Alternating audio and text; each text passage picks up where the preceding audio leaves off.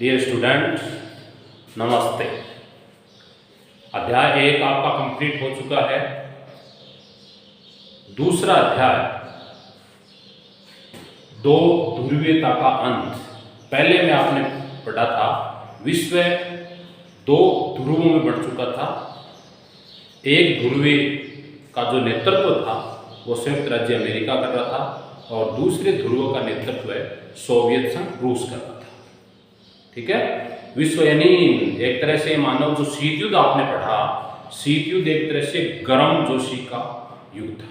गर्म जोशी के युग का मतलब हुआ तनाव था, मनमुटाव था, वैमनस्य थी, एक दूसरे को नीचा दिखाने का प्रयास था। ये सब शीत युद्ध में आप पढ़ चुके। दो जो ध्रुव बने थे उनमें से एक जो ध्रुव है यानी एक जो शक्तिशाली राष्ट्र, एक महाशक्ति, उस महाशक्ति का अंत कैसे हुआ इसके बारे में आज हम पढ़ेंगे। तो लेसन है आपका नंबर 2, दो ध्रुवीयता का अंत कब हुआ? 25 दिसंबर 1991 को सोवियत संघ रूस का विघटन के साथ ही दो ध्रुवीयता का अंत हो गया। प्रश्न आता है 1 नंबर का, याद कर लेना इस क्वेश्चन को, नोट कर लो कि भाई दो ध्रुवीयता का अंत कब हुआ? दो ध्रुवीयता का अंत हुआ 25 दिसंबर 1991 को सोवियत संघ विभाजन के तहत। दो ध्रुवीयता का प्रारंभ कब हुआ? पहले लेसन में पढ़ा आपने। दो ध्रुवीयता का प्रारंभ हुआ द्वितीय विश्व युद्ध की समाप्ति के बाद, यानी 1945 में द्वितीय विश्व युद्ध समाप्त हो गया। 1939 से 1945 तक, 45 से जो 47 का काल है उसमें दो ध्रुवीयता का प्रारंभ हुआ, यानी दो महाशक्तियां हैं, दोनों के मध्य शीत युद्ध प्रारंभ। ये तो हो गया परिचय की बात करें तो। अब हम बात करते हैं कि भाई शीत युद्ध का चरम बिंदु आप पढ़े। पहले लेसन में शीत युद्ध का चरम बिंदु पढ़ा था, क्या था? क्यूबा मिसाइल संकट। और कब हुआ था? 1961-1962।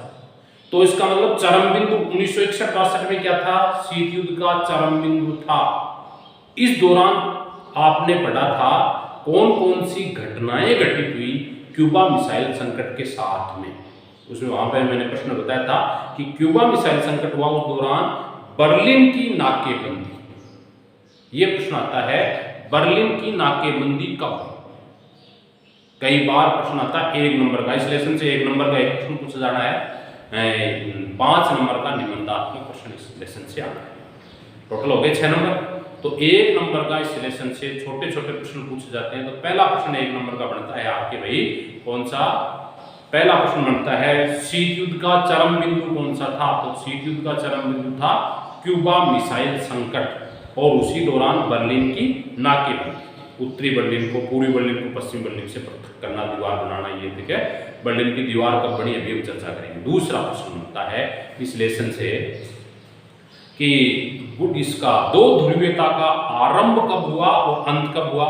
तो दो ध्रुवीयता का आरंभ तो हुआ 1947 के आसपास, यानी द्वितीय विश्व युद्ध की समाप्ति के बाद। और दो ध्रुवीयता का अंत कब हुआ? यानी सोवियत संघ विघटन के बाद या सोवियत संघ विघटन के साथ ही हो गया। और सोवियत संघ विघटन कब हुआ? 25 दिसंबर 1991 को सोवियत संघ का विघटन हुआ। तो दो ध्रुवीयता की यदि बात कर लें हम, तो इसमें सबसे पहले बर्लिन की नाकेबंदी पर चर्चा करते हैं। तो देखो शीत युद्ध के सबसे जो सरगर्म का दौर में बर्लिन की दीवार खड़ी की गई। पहला प्रश्न आता है कि शीत युद्ध के दौरान क्या हुआ? तो शीत युद्ध में एक तो क्यूबा मिसाइल संकट के दौरान वो आप पढ़ चुके हो बर्लिन की दीवार या बर्लिन की नाकेबंदी। बर्लिन की दीवार बनाना ये शीत युद्ध का चरम बिंदु था, यानी मिड सेशन था, मिड पॉइंट था बर्लिन की दीवार। ठीक है, बर्लिन की दीवार क्या था? शीत युद्ध का चरम बिंदु था। उसके बाद शीत युद्ध धीरे धीरे कम होता चला गया। बर्लिन की दीवार शीत युद्ध का सबसे बड़ा प्रतीक थी। ये भी 1 नंबर का प्रश्न आता है कि बर्लिन की दीवार किस बात का प्रतीक थी? तो बर्लिन की दीवार शीत युद्ध का प्रतीक थी या चरम का प्रतीक थी। शीत युद्ध के चरम का प्रतीक क्या था? बर्लिन की दीवार। बर्लिन की दीवार किस किस को विभाजित करती थी? तो बर्लिन की दीवार जो है वो पूंजीवादी कौन? पूंजीवादी कौन? अमेरिका। और साम्यवादी कौन? सोवियत संघ रूस। सोवियत संघ रूस के मध्य विभाजन का प्रतीक थी। प्रश्न आता है बर्लिन की दीवार किस बात का प्रतीक थी? तो बर्लिन की दीवार पूंजीवादी दुनिया। पूंजीवादी दुनिया में कौन थे? अमेरिका। और साम्यवादी दुनिया, साम्यवादी दुनिया में कौन थे? सोवियत संघ रूस के मध्य विभाजन का प्रतीक थी। विभाजन का मतलब इनको बर्लिन की दीवार एक तरफ पूंजीवाद को करती है, दूसरी तरफ साम्यवाद को विभाजित करने का काम करती है। ये हो गया भाई दूसरा प्रश्न। एक प्रश्न आपका ये हो गया, दूसरा प्रश्न आपका ये हो गया। एक एक नंबर के प्रश्न आते हैं यहाँ से, 2-3 प्रश्न बढ़ते हैं यहाँ से। बर्लिन की दीवार कब बनी? तो तीसरा प्रश्न है बर्लिन की दीवार 1961 में। कब बनी? 1961 में। बर्लिन की दीवार किसको किससे विभाजित करती है? प्रश्न अगला प्रश्न है बर्लिन की दीवार किसको किससे विभाजन करती है? तो पूर्वी बर्लिन को, पूर्वी बर्लिन को किससे विभाजित करती है? पश्चिमी बर्लिन से। पूर्वी बर्लिन को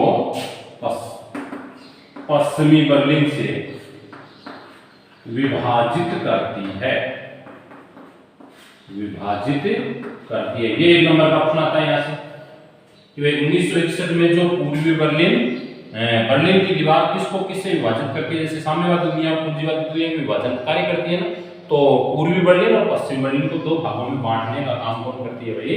बर्लिन की दीवार करती है। ये कितनी लंबी है? ये भी प्रश्न पूछा जाता है। 150 किलोमीटर से भी अधिक। अब आधा पौन किलोमीटर ज्यादा उसके, तो आपको याद रखना है कितने किलोमीटर लंबी है? 150 किलोमीटर से भी अधिक लंबी है। कौन सी दीवार? बर्लिन की दीवार। अगला और लास्ट प्रश्न यहां से 1 नंबर का बनता है बर्लिन की दीवार, बर्लिन की दीवार कब गिराई गई? है ना, बर्लिन की दीवार कब गिराई गई? ये अगला प्रश्न है। बर्लिन की दीवार को कब गिराया गया? तो बर्लिन की दीवार 9 नवंबर 1989,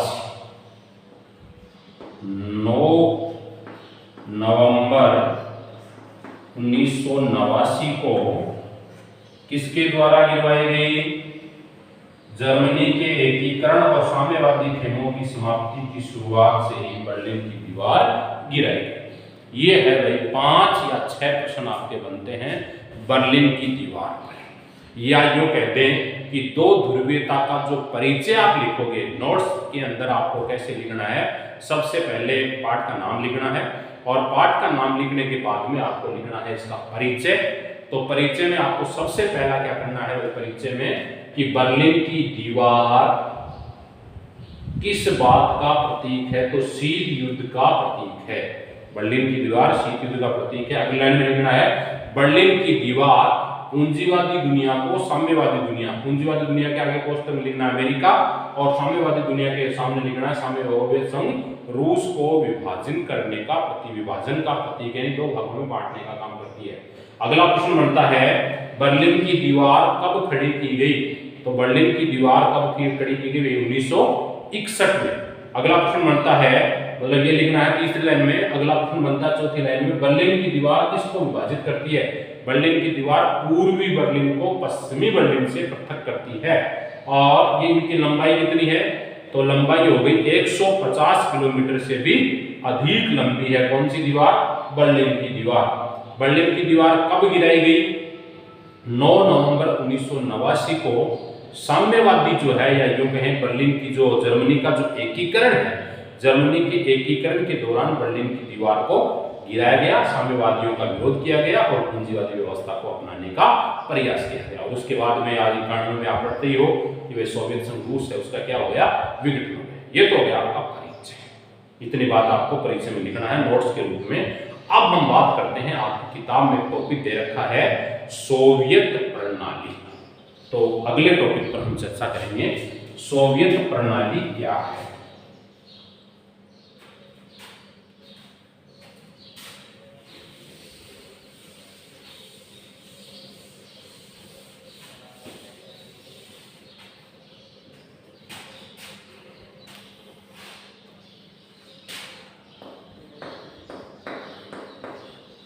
अगला टॉपिक लिख लो सोवियत प्रणाली। अगला हेडिंग बता लो सोवियत प्रणाली। 5 नंबर का प्रश्न आता है निबंधात्मक, सोवियत प्रणाली क्या है या सोवियत प्रणाली से आप क्या समझते हैं। सीधा सा प्रश्न आता है सोवियत प्रणाली किसे कहते हैं, इसको स्पष्ट कीजिए, या दूसरे शब्दों में आप कह सकते हो सोवियत प्रणाली से आप क्या समझते हैं। तो देखो सोवियत प्रणाली की बात करें हम तो कई किताबों में आपको मिलेगा 7 नवंबर, कई में मिलेगा 9 नवंबर। तो देखो 7 नवंबर 1917 7 नवंबर 1917 को सोवियत संघ रूस में क्रांति हुई थी। उस क्रांति को कह दो आप साम्यवादी क्रांति या समाजवादी क्रांति कह दो, या उसका नाम है वैसे बोल्शेविक क्रांति या समाजवादी साम्यवादी क्रांति। इसके तहत है ना, प्रश्न क्या है, 7 नवंबर 1917 को सोवियत संघ बोल्शेविक क्रांति या साम्यवादी क्रांति के तहत अस्तित्व में आया। अस्तित्व में आया, इसके लिए 15 गणराज्य जो थे अड़ोसी पड़ोसी सड़ोसी दाएं बाएं के जो 15 गणराज्य थे, स्वतंत्र राज्य थे, उन सभी 15 गणराज्यों को एक साथ मिलाया गया और एक साथ मिलाकर क्या बनाया, सोवियत संघ रूस बनाया। ठीक है, एक साथ मिलाकर क्या बनाया भाई, सोवियत संघ रूस बनाया। बोल्शेविक क्रांति के बाद यह सोवियत संघ रूस जो है वो अस्तित्व में आया। समाजवादी जो क्रांति है पूंजीवादी व्यवस्था के विरोध में हुई थी। ये जो क्रांति है, कौन सी क्रांति, बोल्शेविक क्रांति। कौन सी क्रांति, बोल्शेविक क्रांति, या इसको मैं दूसरा नाम दूं समाजवादी क्रांति। दूसरा नाम क्या है इसका, समाजवादी क्रांति। ये जो समाजवादी क्रांति है ये किसके विरोध में हुई, ये बात याद रखो, ये किसके विरोध में होगी, क्योंकि इसका प्रतिद्वंदी कौन है, प्रतिद्वंदी है इसका अमेरिका। और अमेरिका ने कौन सी व्यवस्था अपना रखी है, पूंजीवादी। तो ये जो समाजवादी क्रांति है ये पूंजीवादी व्यवस्था के विरोध में हुई, या पूंजीवाद का ये विरोध करते थे। प्रश्न आता है, यहां से आपको लिखना है 7 नवंबर 1917 को सोवियत संघ रूस बोल्शेविक क्रांति के बाद या समाजवादी क्रांति के बाद अस्तित्व में आया। इसके बाद अगली टॉपिक अगली लाइन में लिखना है समाजवादी जो क्रांति है ये पूंजीवादी व्यवस्था के विरोध में हुई थी। ठीक है, 1 नंबर का प्रश्न है तो भी लिख सकते हो, और यदि इसका जो डिफाइन करेंगे तो भी इसको लिख सकते हो कि भाई समाजवादी क्रांति क्यों हुई। तो समाजवादी क्रांति पूंजीवादी व्यवस्था के विरोध में हुई तथा समाजवाद के आदर्श, ये तो विरोध तो ये हो गया, तथा समाजवाद के आदर्श एवं समतामूलक समाज की प्रेरणा से। आप देखो 2 लाइन हो गई आपकी, बस चाहे 3 और 4 लाइनें जितनी भी हो, लेकिन वैसे दूसरी लाइन, पहली लाइन तो ये लिखनी है आपको, दूसरी लाइन आपको ये लिखनी है कि समाजवादी जो क्रांति है ये किसके विरोध में हुई, पूंजीवादी व्यवस्था के विरोध में हुई। ये बात आपको समझ में आ गई, क्योंकि इसका दुश्मन कौन है, अमेरिका है, और अमेरिका ने कौन सी व्यवस्था अपना रखी है, पूंजीवादी व्यवस्था अपना रखी है, इसलिए किसके विरोध में होगी ये क्रांति? पूंजीवादी व्यवस्था के विरोध में होगी। फिर ये समाजवाद के तो आदर्श, समाजवाद के आदर्श का मतलब सभी व्यक्ति समान हैं। इनका क्या मानना है भाई? सभी व्यक्ति समान है, किसी भी व्यक्ति के साथ किसी भी प्रकार का जाति, धर्म, भाषा, संस्कृति, वर्ण, वर्ग, लिंग, जन्म स्थान आदि के आधार पर किसी प्रकार का कोई भेदभाव नहीं किया जाता है। किसी भी प्रकार का कोई भी भेदभाव नहीं किया जाएगा। कौन सी क्रांति में? समाजवाद का यह आदर्श है। ठीक है, समाजवाद का क्या आदर्श है? किसी भी व्यक्ति के साथ किसी प्रकार का कोई भी भेदभाव नहीं करना। और समतामूलक समाज, समतामूलक समाज का मतलब समाज में रह रहे सभी व्यक्तियों को समान माना जाए, किसी को बड़ा, किसी को छोटा, किसी को पैसे वाला ये न मानकर इक्वल माना जाए। सभी व्यक्ति अपनी योग्यता और क्षमता के अनुसार कार्य करें और आवश्यकता के अनुसार प्राप्त करें। जिसको जितनी आवश्यकता है, जिसको मान लो परिवार में 10 सदस्य हैं, उनको थोड़ा सामान ज्यादा चाहिए, वो ज्यादा प्राप्त करें, और जिनके सदस्य कम है वो कम प्राप्त करें। साथ में क्या करना है आपको? साथ में इसमें और क्या करना है? साथ में एक बात का ये ध्यान रखना है कि जिसकी जितनी योग्यता है, किसी की टीचर है तो वो टीचर का काम करे, किसी को डॉक्टर है वो डॉक्टर का काम करे, कोई नहीं पढ़ा लिखा है वो खेती में काम करे, वो सामूहिक खेती होगी, उत्पादन जो होगा उस पर पूरे के पूरे राज्य का नियंत्रण होगा, स्वामित्व है वो राज्य का होगा। उससे बोलते हैं भाई समतामूलक समाज की स्थापना या प्रेरणा। यह क्रांति मानव इतिहास में, अगली लाइन में आपको लिखना है, 2 लाइन 3 लाइनें जो भी अगली जो लाइन है उसमें लिखना है आपको कि यह क्रांति मानव इतिहास में निजी संपत्ति की संस्था को समाप्त करता है। यह कहता है कि संपत्ति है वो निजी नहीं होगी, है ना, प्राइवेट आदमी के पास पैसे नहीं है। संपत्ति पर किसका नियंत्रण होगा? संपत्ति पर राज्य का नियंत्रण होगा। पैसे जितने भी होंगे वो किसके होंगे भाई? पैसे जितने भी होंगे वो राज्य के होंगे। जितने भी आय, इनकम ऑफ सोर्स है वो किसकी होगी? राज्य की होगी। तो ये क्या कहता है? ये क्रांति अपने लाइन में लिखना है, अगली का ये क्रांति मानव इतिहास में निजी संपत्ति की संस्था को समाप्त करने और समाज को समानता के सिद्धांत पर रचने का काम करता है। सोवियत प्रणाली की धुरी कौन सी थी? प्रश्न आता है, अगली लाइन में लिखना है। सोवियत प्रणाली की धुरी थी कम्युनिस्ट पार्टी, कम्युनिस्ट पार्टी। अगली लाइन में आपको लिखना है भाई सोवियत प्रणाली की धुरी कौन सी थी? तो कौन सी पार्टी थी सोवियत प्रणाली की धुरी? कम्युनिस्ट पार्टी थी। जो इसमें एक देश, कम्युनिस्ट पार्टी में क्या है? एक देश, एक पार्टी और एक सिद्धांत होता है। मतलब साम्यवादी ये जो कम्युनिस्ट पार्टी है, ये पार्टी का क्या कहना है कि एक देश में एक पार्टी होगी। एक पार्टी होगी इसका मतलब विपक्ष का कोई योगदान नहीं है, विपक्ष नहीं होगा, विपक्ष का कोई औचित्य नहीं है यहाँ। और एक सिद्धांत का मतलब है इनके द्वारा बनाए गए सिद्धांतों पर ही आपको चलना पड़ेगा। आलोचना करने का अधिकार नहीं है, विचार अभिव्यक्ति की स्वतंत्रता नहीं है।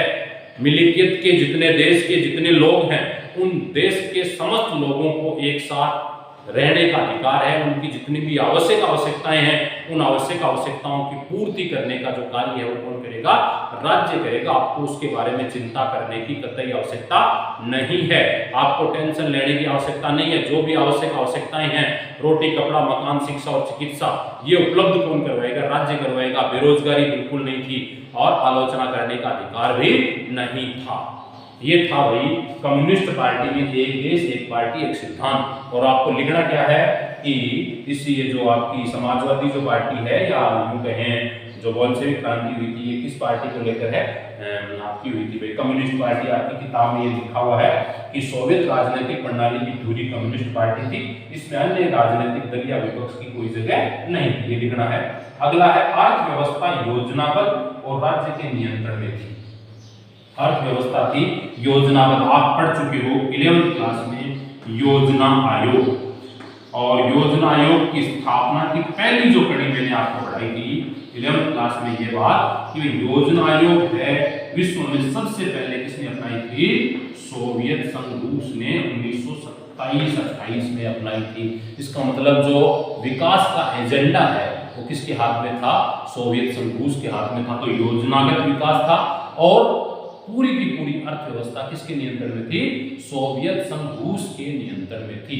पूरी की पूरी शासन का जो स्वरूप है वो सोवियत संघ रूस के नियंत्रण में था। सोवियत संघ रूस जैसा चाहता उस अर्थव्यवस्था में कहाँ किस पर खर्च करना है, कौन सी वस्तुएं ज्यादा उत्पादन करनी है, जिसकी ज्यादा जरूरत है वो ज्यादा उत्पादन करेंगे और जिनकी कम जरूरत है वो कम उत्पादन करेगा।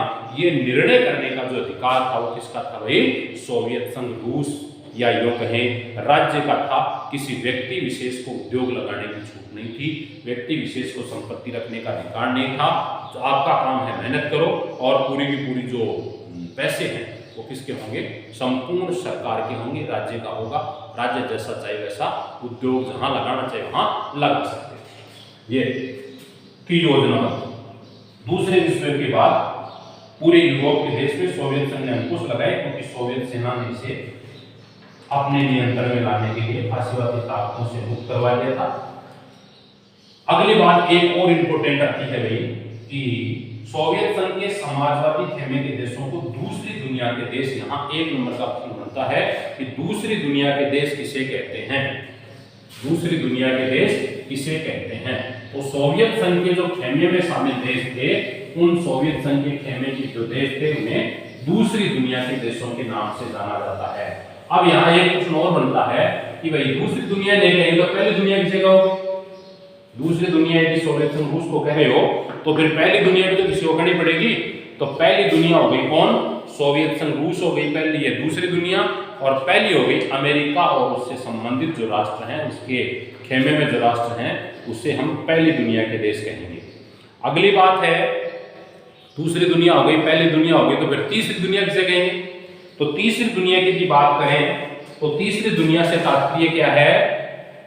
जो विकसित देश है या यूं कहें जो, हाँ मैंने गुटनिरपेक्षता आपको पढ़ाया था पहले लेसन में, तो गुटनिरपेक्षता के जो देश हैं, गुटनिरपेक्षता में शामिल देश हैं, जो विकासशील देश हैं, इन विकासशील देशों को किस नाम से जाना जाता है?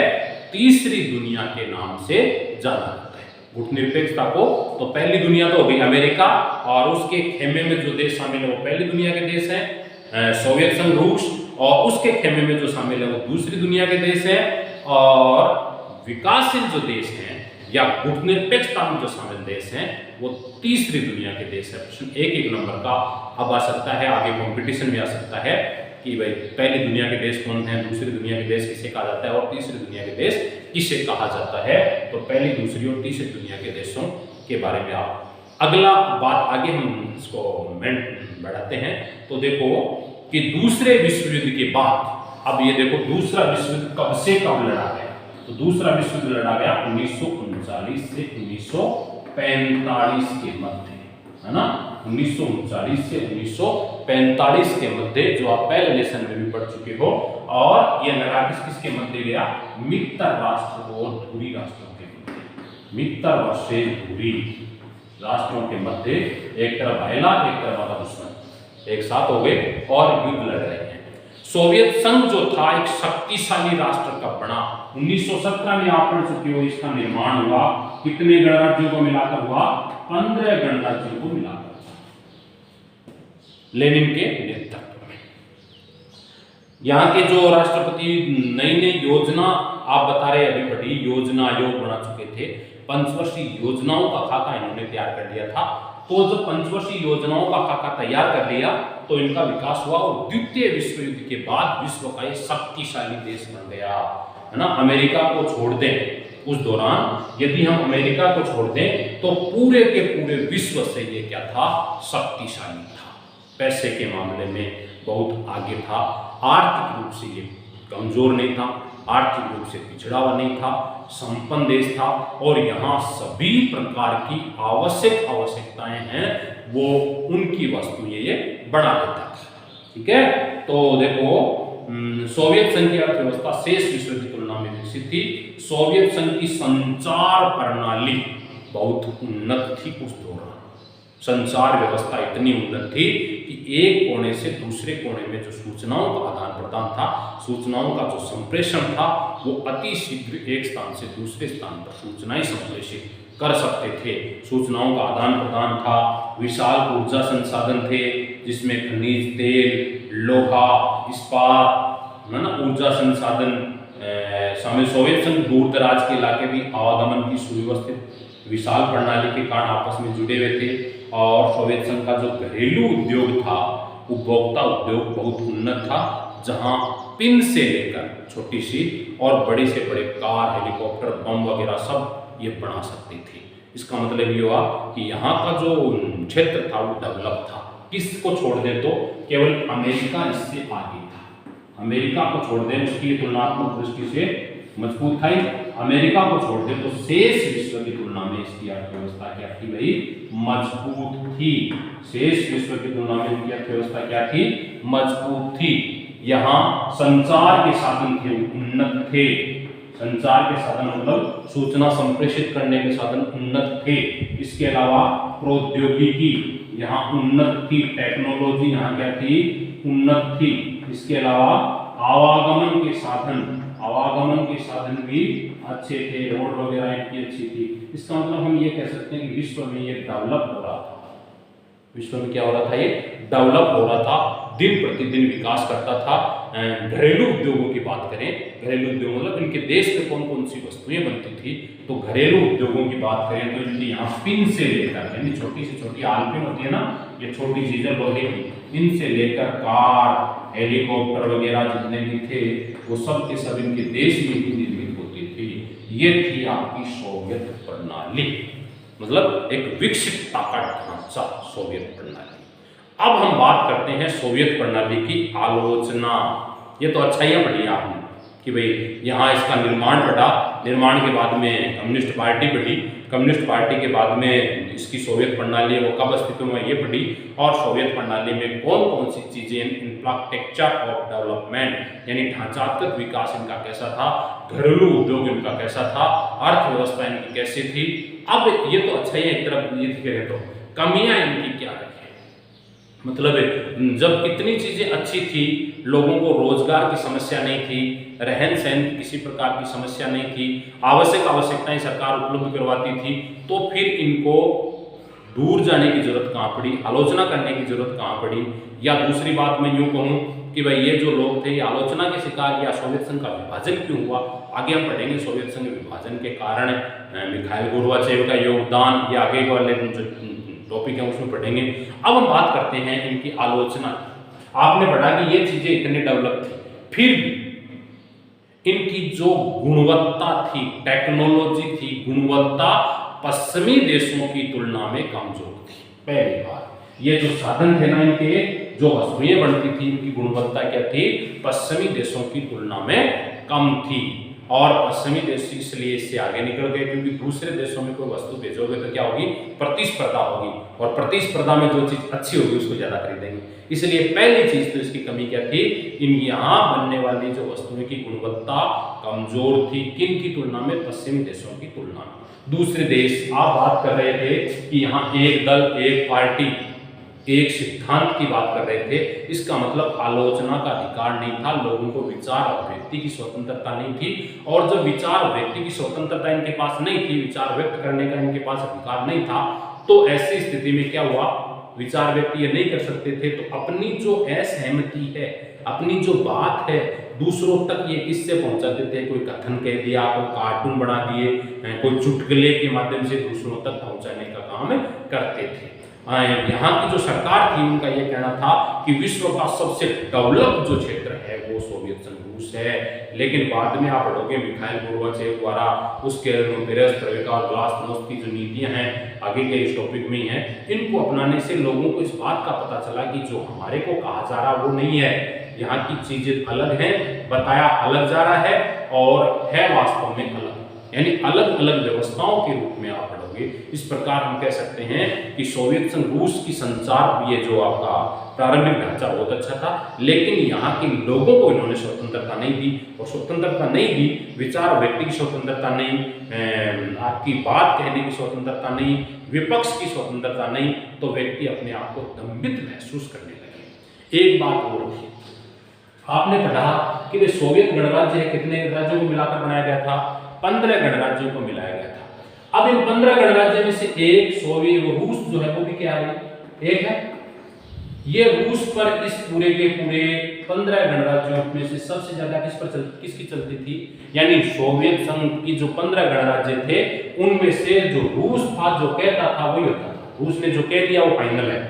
इसका मतलब जो 14 और थे वो अपने आप को क्या महसूस करने लगे? दंभित महसूस करने, उपेक्षित महसूस करने लगे। उनको ये बात समझ में आने लगी कि हम जो कर रहे हैं वो गलत है, हमारा कोई औचित्य नहीं है, हमारा कोई प्रभाव नहीं है, क्योंकि बात किसकी मानी जा रही है?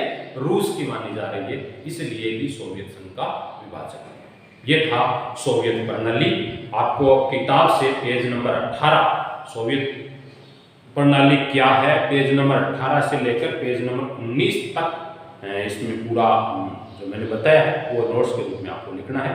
पहले परिचय में लिखना है, वो जो मैंने 6 प्रश्न बताए, 7 प्रश्न वो लिखने हैं, और उसके बाद में आपको लिखना है पेज नंबर 18 पे जो सोवियत प्रणाली लिखी हुई है उसमें तारीख नहीं लिखी हो तो तारीख लिख लेना। 7 नवंबर 1917 को बोल्शेविक नहीं लिखा हुआ है, उसमें लिखा हुआ समाजवादी क्रांति के बाद अस्तित्व में, तो आप बोल्शेविक कोष्टक में लिख लो, और आगे समाजवादी क्रांति के बाद अस्तित्व में आया। ये बात आपको कंप्लीट लिखनी है। 5 नंबर का प्रश्न पूछा जाता है कि सोवियत प्रणाली से आप क्या समझते हैं, तैयार कर लेना। और छोटे प्रश्न बीच बीच में जो आए वो मैंने बता दिए हैं। इधर आपके वो छोटे प्रश्न जो थे 6 वो पहले करने हैं तैयार, फिर हम इसका एक टेस्ट लेंगे। ओके।